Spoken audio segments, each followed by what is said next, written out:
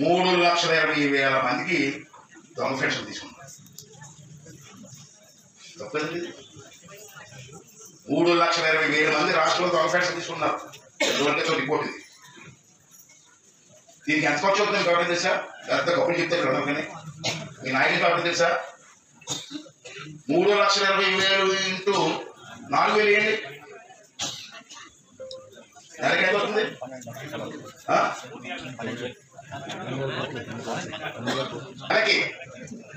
నెలకి ఈ తప్పుడు పెన్షన్ తీసుకున్న వాళ్ళకి దొంగ పెన్షన్ అంటాను. దొంగ పెన్షన్ అంటారు. దొంగతనం తీసుకున్న దొంగ ఏమంటావే వారికి నెలకి 120 కోట్లు ఇస్తారు.